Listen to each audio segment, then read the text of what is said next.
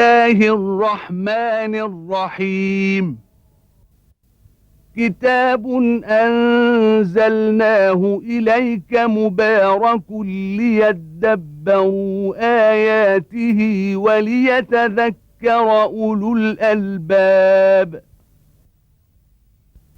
صدق الله العظيم.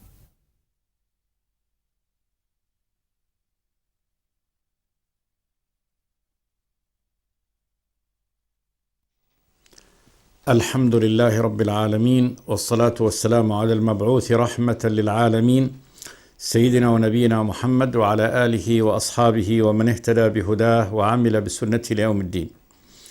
وبعد، فيقول الله تبارك وتعالى: إن الإنسان خلق هلوعا إذا مسه الشر جزوعا وإذا مسه الخير منوعا إلا المصلين الذين هم على صلاتهم دائمون والذين في أموالهم حق معلوم للسائل والمحروم والذين يصدقون بيوم الدين والذين هم من عذاب ربهم مشفقون إن عذاب ربهم غير مأمون والذين هم لفروجهم حافظون إلا على أزواجهم أو ما ملكت أيمانهم فإنهم غير ملومين فمن ابتغى وراء ذلك فأولئك هم العادون والذين هم لأماناتهم وعهدهم راعون والذين هم بشهاداتهم قائمون والذين هم على صلاتهم يحافظون أولئك في جنات مكرمون. بعد أن بين الله تبارك وتعالى مصير الناس إلى مؤمن وكافر، إلى من في يوم القيامة، إلى من يؤتى كتابه بيمينه فيكون من أهل الجنة ومن يؤتى كتابه بشماله وكيف يكون هؤلاء وهؤلاء، قال جل وعلا: إن الإنسان خلق هلوعا إذا مسه الشر جزوعا وإذا مسه الخير منوعا إلا المصلين. هذا طبيعة الإنسان، خلق على هذا النحو هلوع، يعني أنه عجول لا يثبت عند النعمة بل تبطره وتطغيه وتدفعه إلى أن يمنعها ويمسكها، فهو منوع. وفي الحال البأس والمصيبة فهو جزوع، إذا مسه الشر ومسه أدنى مس جزوع، والجزع هو عدم الصبر والانهيار. إن الإنسان خلق هلوعا إذا مسه الشر جزوعا وإذا مسه الخير منوعا. ثم قال جل وعلا: إلا المصلين. هذا الذي يخرج عن هذه الطبيعة، طبيعة الإنسان المجبول على هذا الأمر، الذي يخرج عن هذا إنما يخرج بهذا العمل الكسبي، بالإيمان والعمل الصالح. إلا المصلين، أهل الصلاة، الذين هم على صلاتهم دائمون. قول الله على صلاتهم دائمون، الديمومة في أنهم يعني مستديمون في هذا، فإن الله تبارك وتعالى فرض الصلاة على عباده إلى الموت، فرض يومي. إن الصلاة كانت على المؤمنين كتابا موقوتا، 5 صلوات في اليوم والليلة فرضها الله تبارك وتعالى يعني على أمة محمد صلوات الله والسلام عليه، وأنه يجب أن يصلي إلى أن يموت، واعبد ربك حتى يأتيك اليقين. فالديمومة الاستمرار على هذا. والمعنى الثاني على صلاتهم دائمون، يعني أنهم على صلاتهم دائمون فيها لا يقطعونها، بأنهم ينصرفون عنها بالالتفات ونحو ذلك. وهذا يشبه قول الله تبارك وتعالى: قد أفلح المؤمنون الذين هم في صلاتهم خاشعون. فالذين هم في صلاتهم خاشعون يعني الخشوع هو سكون وعدم الالتفات والحركة في الصلاة، وإنما كما قال النبي: اسكنوا في الصلاة. والسكون فيها سكون قلب وسكون جوارح إلى الصلاة. فالذين هم في صلاتهم دائمون يعني إذا صلوا فهم مستديمون للصلاة حتى ينهونها فهم في صلاتهم كما قال تبارك وتعالى خاشعون. الذين هم على صلاتهم دائمون والذين في أموالهم حق معلوم للسائل والمحروم. قال في أموالهم، وإن كان الله تبارك وتعالى هو رازقهم إياها سبحانه وتعالى فهي مال الله تبارك وتعالى، ولكن ملكهم الله. في أموالهم حق معلوم، حق واجب حقه الله تبارك وتعالى، ومعلوم لأن الله تبارك وتعالى يعني فرض يعني حق الزكاة، وجاءت مقاديره، جاءت في السنة، عين النبي صلوات الله وسلامه عليه مقادير الزكاة التي هي حق الله تبارك وتعالى، فقال مثلا في الرقة ربع العشر، وقال في كل 40 شاة شاة، وقال في كل 5 ذود شاة، وقال فيما سقت السماء العشر، وفيما سقي يعني بالثانية نصف العشر، فبين يعني نصاب الزكاة، وبين الحق الذي لله الذي يجب أن يعطى لله تبارك وتعالى من الزكاة. وقد قال تبارك وتعالى في حقه وآتوا عن الزرع، قال وآتوا حقه يوم حصاده. ففي أموالهم الأموال التي فرض الله تبارك وتعالى فيها الزكاة، الزرع والثمار والذهب والفضة اللي هم النقدين، وكذلك في الأنعام حق معلوم. وقال جل وعلا للسائل والمحروم.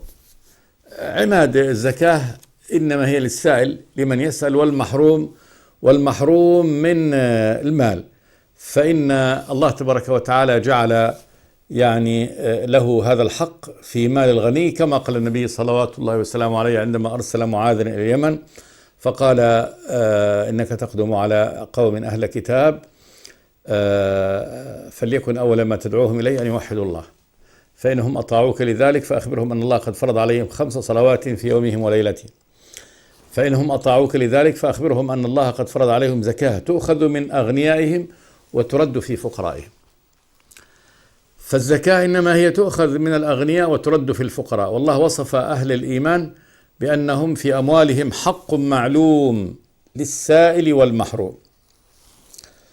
والذين يصدقون بيوم الدين، هذا من صفات يعني أهل الإيمان الذين يخرجون عن هذه الصفة الذميمة في الإنسان، وهو إذا مسه الخير منوعا وإذا مسه الشر إذا مسه الشر جزوعا وإذا مسه الخير منوعا. والذين يصدقون بيوم الدين، يصدقون خبر الله تبارك وتعالى بيوم الدين، لأن هذا من الغيب، وقد أخبر الله تبارك وتعالى فيه أنه جعل يوما للعباد ليحاسبوا فيه بين يديه سبحانه وتعالى وليأخذ كل الجزاء. إذا زلزلت الأرض زلزالها وأخرجت الأرض أثقالها وقال الإنسان ما لها يومئذ تحدث أخبارها بأن ربك أوحى لها يومئذ يصدر الناس أشتاتا ليروا أعمالهم. هذا يوم القيامة، يصدر الناس خروجهم من قبورهم إلى الموقف. يومئذ يصدر الناس أشتاتا ليروا أعمالهم، ليري الله تبارك وتعالى كل إنسان عمله ويأخذ جزاؤه. فمن يعمل مثقال ذرة خيرا يره ومن يعمل مثقال ذرة شرا يره. فهم يصدقون بيوم الدين، يوم الجزاء، يوم الدين يوم الجزاء الذي يجازى كل إنسان على عمله. لا بد أن يأخذ كل إنسان يعني ثمرة عمله ونتيجة عمله، إن خيرا فخير وإن شرا فشر. والذين يصدقون بيوم الدين والذين هم من عذاب ربهم مشفقون، من صفتهم أنهم من عذاب ربهم مشفقون وهم في الدنيا، فهم في الدنيا هنا ولكنهم من عذاب الله مشفقون، يعني خائفون أشد الخوف. والإشفاق هو وصول غاية الخوف، حافة يعني الهلاك بالخوف، فواصلون إلى حد نهاية الخوف إشفاقا يعني على أنفسهم وخوفا من أن يكونوا هم من أهل النار. وهذه حال المؤمن أنه دائما خائف من عذاب الله تبارك وتعالى، فهو متقي إلى أن يموت، ولا يطمئن المؤمن ويصل حد الاطمئنان إلا أن يعني يضع قدمه في الجنة. وأما قبل هذا فهو دائما في خوف.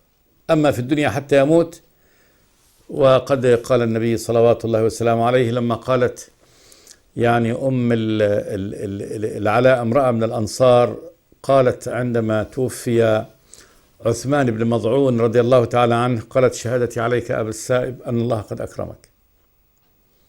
فقال لها النبي وما يدريك أن الله قد أكرمه؟ فقالت سبحان الله يا رسول الله، ومن يكرم الله إذا لم يكرمه؟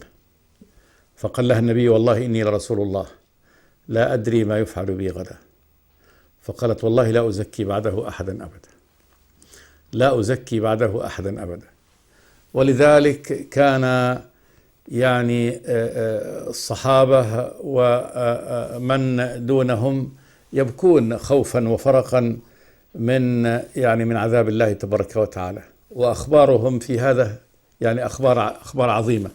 وقد قال صلى الله عليه وسلم والله لو تعلمون ما أعلم لضحكتم قليلا ولبكيتم كثيرا، والله لو تعلمون ما أعلم لضحكتم قليلا ولبكيتم كثيرا، فإن عذاب الله تبارك وتعالى شديد.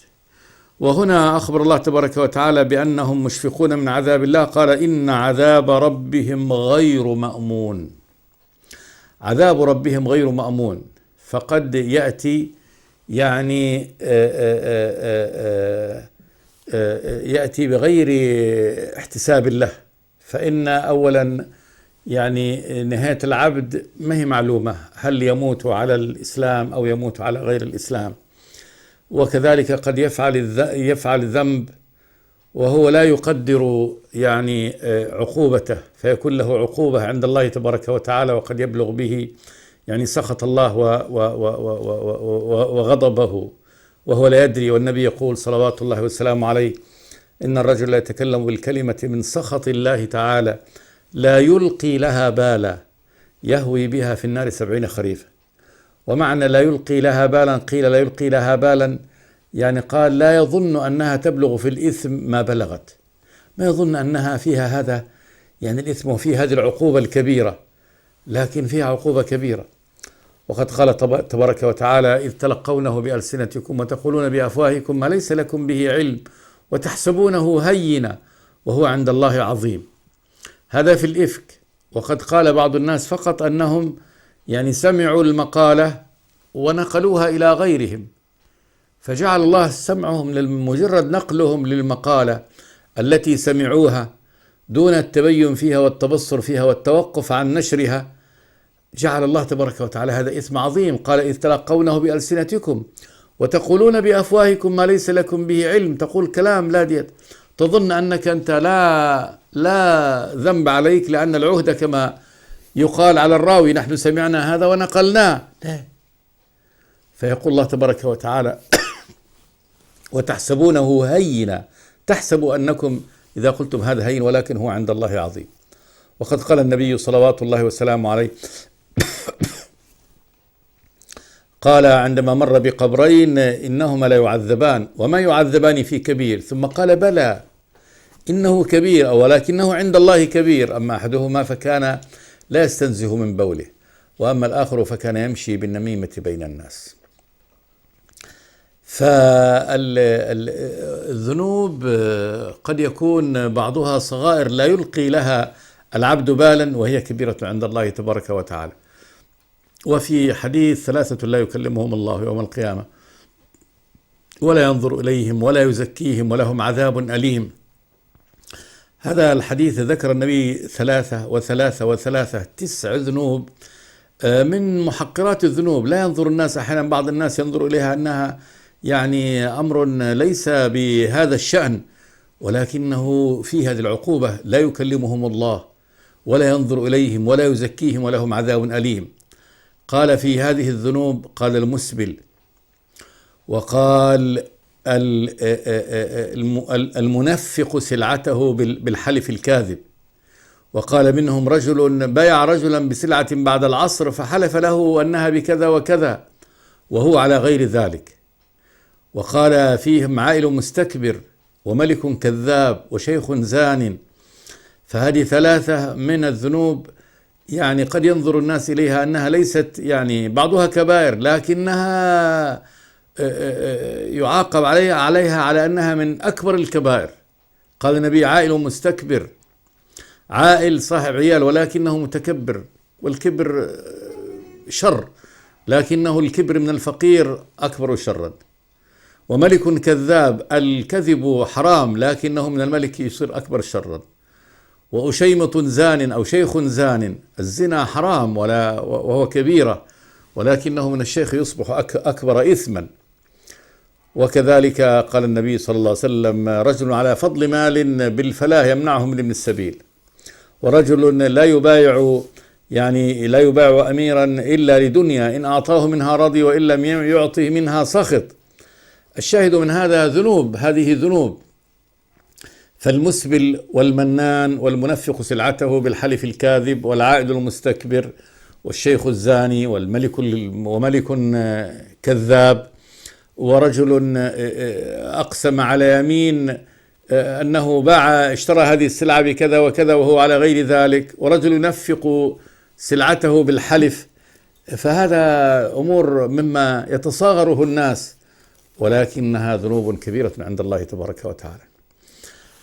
كذلك من الذنوب التي قد يتصاغرها الناس وقد لا ينتبه لها الرياء، المراءة، والمرائي يفسد عمله ويبطله ويرجعه ويستحق العقوبة عند الله تبارك وتعالى. وأول من يدخل النار إنما يدخلها المراؤون، كما قال صلى الله عليه وسلم: أول من تسر بهم النار ثلاثة: متصدق وعالم ومجاهد.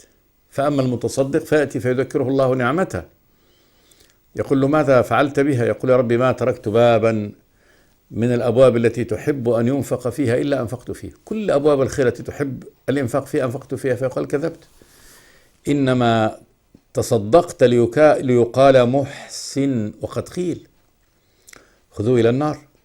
فيؤمر به إلى النار وهو من أهل الإحسان، ويقول: أنا ما تركت بابا من أبواب الخير إلا تصدقت فيه. ورجل عالم يذكره الله نعمته فيقول له: ماذا عملت بها؟ يقول: يا ربي تعلمت العلم وعلمته في سبيلك. فيقال: كذبت، إن لم يكن في سبيل الله. قال: وإنما علمت أو تعلمت ليقال عالم وقد قيل. والمجاهد يقول: يا ربي جاهدت في سبيلك وقاتلت حتى قتلت. فيقال: كذبت، إنما قاتلت ليقال شجاع وقد قيل. فهذا نية، فهذا الذي انصرفت نياتهم عند العمل الصالح، فبدلا من أن يوقعوه لله تبارك وتعالى جعلوا عملهم للمدحة وللمراءة وليمدحهم الناس وليذكرهم الناس بالخير، فهؤلاء يبطل عملهم ويستحقون العذاب. وكان النبي من دعائه يقول: اللهم إني أعوذ بك أن أشرك بك شيئا وأنا أعلمه وأستغفرك لما لا أعلمه. فالشرك باب، شرك الرياء باب عظيم من أبواب الشر، وممكن يدخل على الإنسان. وقد قال كثير من السلف، قال بعض السلف: عالجت كل أمر فما وجدت أشد من علاج نيتي.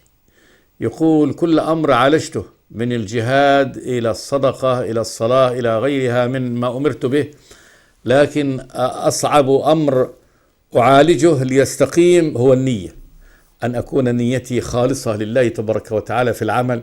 يقول: هذا أصعب الأمور. فالشاهد من كل هذا أن عذاب ربهم غير مأمون، أولا لأن التكليف الذي أمر به الإنسان تكليف يحتاج إلى صبر في كل أمر، صبر على الطاعة وصبر عن المعصية وصبر عن الأحداث. وقد يتكلم بالكلمة لا يلقي لها بالا فيهوي بها في النار 70 خريفا، كما أقول النبي صلوات الله وسلامه عليه. ذنوب تعلم، وذنوب يعلم شرها وأنها من الكبائر، والذنوب قد يظنها الناس الصغائر وهي عند الله تبارك وتعالى كبائر. فإن ميزان العقوبة ليس إلى العباد وإنما إلى الله تبارك وتعالى، هو الذي يزن العمل، وهو الذي يقول هذا العمل يستحق هذه العقوبة أو لا يستحق، في الأمر إلى الله تبارك وتعالى. ثم المصير إنما هو لله، مصير العبد ونهايته إنما هي بيد الله تبارك وتعالى. فإن الرجل قد يعمل بعمل أهل الجنة حتى ما يكون بينه وبينها إلا ذراع، فيسبق عليه الكتاب فيعمل بعمل أهل النار فيدخلها، فقد ينقلب على وجهه في آخر حياته. وكم من الذين يعني انقلبوا وتركوا الدين وكانت عاقبتهم سيئة. وكان النبي من أكثر ما يدعو أن يقول: يا مقلب القلوب ثبت قلوبنا على دينك. وكانت تقول أم المؤمنين عائشة رضي الله تعالى عنها يقول: كان أكثر ما يحلف به النبي صلى الله عليه وسلم هو قائلا يقول: لا ومقلب القلوب إي ومقلب القلوب، يعني يقسم بالله تبارك وتعالى ويصفا إياه سبحانه وتعالى بأنه مقلب القلوب. اللهم صرف قلوبنا على طاعتك. فالقلب من القلب إنه ينقلب. فهؤلاء أهل يعني هؤلاء المؤمنون يخبر سبحانه وتعالى بأنهم يعيشون في الدنيا في خوف دائم، في خوف دائم من عذاب الله تبارك وتعالى. والذين هم من عذاب ربهم مشفقون إن عذاب ربهم غير مأمون. ولذلك أخبر الله تبارك وتعالى عن أهل الجنة أنهم كانوا عندما وصلوا الجنة يقولون: إنا كنا قبل في أهلنا مشفقين فمن الله علينا ووقانا عذاب السموم. إنا كنا من قبل يعني في الدنيا، في أهلنا في الدنيا مشفقين يعني خائفين، كنا خائفين أشد الخوف، فمن الله علينا من بره وإحسانه بنا سبحانه وتعالى ووقانا عذاب السموم. إنا كنا من قبل ندعوه إنه هو البر الرحيم. إنا كنا من قبل يعني من قبل أن يعني يدخلنا الله تبارك وتعالى الجنة، كنا من قبل في الدنيا ندعوه إنه هو البر الرحيم سبحانه وتعالى. فهذا وصف عظيم لأهل الإيمان، وأن من صفتهم أنهم من عذاب ربهم مشفقون إن عذاب ربهم غير مأمون، يعني أنهم يعني اتصافهم بهذه الصفة أنهم خائفون دائما من عذاب الله تبارك وتعالى، هذه صفة جديرة بهم، وذلك أن عذاب الله غير مأمون، ما حد يأمنه.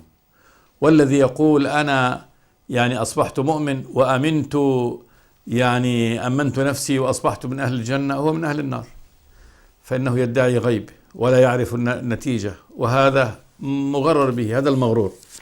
أما المؤمن فخائف أبدا، خائف أبدا. وهذا سيد المرسلين وإمام المتقين صلوات الله وسلامه عليه. تقول أم المؤمنين عائشة رضي الله تعالى عنها يقول: كان إذا يعني جاء الغيم يعني كان رسول الله صلى الله عليه وسلم يعني يصيبه الهم والغم فيدخل ويخرج، يقول يبقى داخل خارج، حتى إذا أمطرت السماء سريعا. يقول لما ينزل المطر بعد هذا الغيم يسرع عنه ويرجع إلى يعني راحته. فقلت له: يا رسول الله، إن الناس إذا رأوا الغيم استبشروا. يقول الناس لما يشوفوا الغيم استبشروا أنه جاء المطر. فيقول له النبي صلوات الله وسلامه عليه: وما يدريني أن فيه العذاب. لقد رآه قوم، يعني رأى الناس قوم فقالوا هذا، شافوا العذاب جاي وقالوا هذا عارض ممطرنا، وربنا قال: بل هو ما استعجلتم به ريح فيها عذاب أليم تدمر كل شيء بأمر ربها. فالنبي كان يقول: وما يدريني أن فيه العذاب. فكان خائف. هذا رسول الله صلوات الله وسلامه عليه، وهو المؤمن، وهو مع أهل الإيمان ومع صفوتهم، وقد أمنه الله تبارك وتعالى وقال: وما كان الله ليعذبهم وأنت فيهم وما كان الله معذبهم وهم يستغفرون. ومع ذلك كان يشوف الغيم يخاف أن يكون فيه عذاب الله تبارك وتعالى، ويشوف الريح تأتي فيبتئس صلوات الله وسلامه عليه، وقل: الريح من روح الله تأتي بالرحمة وتأتي بالعذاب. يقول: اللهم اجعلها رياحا واجعلها ريحا، يدعو الله تبارك وتعالى أن يجعلها رياح رحمة. وفي السقيا يقول: اللهم سقيا رحمة لا سقيا عذاب. فهذا رسول الله صلوات الله وسلامه عليه. وهذه أم العلاء تقول له: يعني يا رسول الله، من يكرم الله إذا لم يكرم؟ إذا كان الله لن يكرم مثل صفوان يعني رضي الله تعالى عنه، فكيف؟ فمن يكرم الله؟ فيقول له: والله إني لرسول الله لا أدري ما يفعل بي غدا، وقد قال الله تبارك وتعالى: قل ما كنت بدعا من الرسل وما أدري ما يفعل بي ولا بكم. قل ما كنت بدعا من الرسل، لست الرسول الوحيد الذي أرسله الله إلى العالم، فقد سبقني رسل، وما أدري ما يفعل بي ولا بكم. هل يجيكم عذاب يعني قبل يوم القيامة أو ما يأتيكم؟ ما الذي يكون؟ فالأمر إلى الله تبارك وتعالى، فأمر العباد ومصيرهم إلى الله تبارك وتعالى. ولذلك يبقى أهل الإيمان الحق في مخافة دائمة من عذاب الله تبارك وتعالى إلى أن يلقوا الرب تبارك وتعالى ويكرمهم الله عز وجل بدخول الجنة، وهناك ينتهي الكرب ينتهي كربهم وينتهي إشفاقهم وينتهي خوفهم. والذين هم من عذاب ربهم مشفقون إن عذاب ربهم غير مأمون. ثم قال جل وعلا: والذين هم لفروجهم حافظون إلا على أزواجهم أو ما ملكت أيمانهم فإنهم غير ملومين. كذلك من صفة أهل الجنة عباد الله تبارك وتعالى الذين يخرجون عن هذه الصفات الذميمة للإنسان أنهم لفروجهم حافظون. حافظون طبعا من الكشف على الغير على من لا يحل لهم، وكذلك حافظون أي أنهم لا يزنون، لأنهم لا يزنون. ثم قال جل وعلا: إلا على أزواجهم أو ما ملكت أيمانهم فإنهم غير ملومين. هذا أباحه الله، هذا الذي أباحه الله تبارك وتعالى لعباده المؤمنين. أزواجهم أو ما ملكت أيمانهم فإنهم غير ملومين، فإنهم لا يلومهم الله تبارك وتعالى على هذا. فهذا أيضا وصفهم الله تبارك وتعالى بالعفة وبالستر. فهذا